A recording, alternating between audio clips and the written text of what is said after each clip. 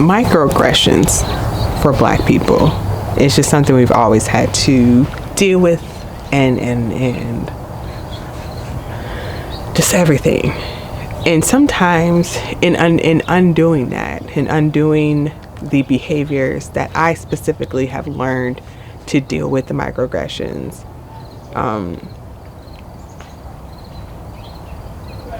you kind of have to realize what the things that you automatically do in response to that. And one of those is that it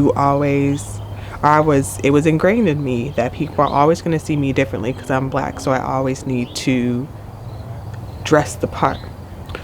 So like I was saying, I've been toying the idea with finding just a cheap, very cheap place just to pay monthly, just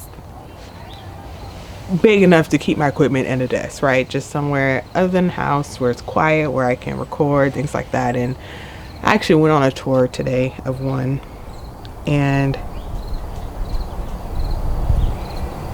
it was funny because we had an issue with our washer machine yesterday, and I was a little bit stressed out because I was like, oh shoot, I didn't wash my clothes, and now I don't have anything to wear to this tour, because I was gonna dress up. I was gonna get a nice pair of jeans and a blazer and because it's ingrained, people gonna look at you differently because you're Black, so you always have to go above and beyond. And I had to stop myself. I was like, why am I trying to wear a blazer for a tour? I'm not doing that. you know and it's literally, and I thought about it, and I was like, why was I wearing a blazer? It's like, why do I feel like I need to? Because just where it is. And of course I wanted to look nice, and that's not what I'm saying, but it was the fact that I was like, no, I needed my good jeans and my good shirt and my blazer, like. And I was just like, and this is not against anybody that does this on the regular, it's just that's not who I am.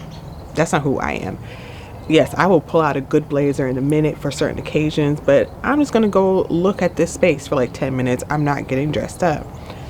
And I ended up going in some, there were some leggings and a sweatshirt because it was cold this morning, so it was fine. But I was just like, why do I feel like I have to get dressed up to do this? Is it because the owner was white and I'm Black and I know that I get looked at differently?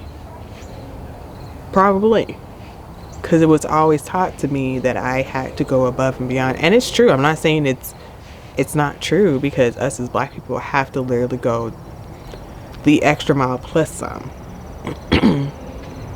Yeah, I was stressing. I mean, my washing machine, it's fine now, but it was the fact that I was stressing because I was just like, I don't have anything to wear to this tour. And I'm like, why am I doing that? So it ended up being fine. The lady was nice and everything, and we actually talked about other stuff. And honestly, what she told me I would be paying if I signed the lease was not what the listing said. So I ain't gonna do that because the space is not worth the price, even though it was nice. But I could use it. I was saying like, I can make that work, but that's not. I'm not doing that. But anyway, but it's just like, girl, you don't have to dress up. Like, take me as I am, or don't. And again, I'll look the business casual, because I have corporate clients and things like that. If I'm going on site, I'm going to do that and everything, you know what I mean? But I'm just going to go look at this office space. It was like 700 square feet, so it wasn't that big. But again, I don't need a big space. I was going to be there all of 10 minutes, and I was going to put on makeup and a blazer. And what? And I had to think about it. I was like, that's those microaggressions kicking in. It's like a trauma response almost, but it was fine.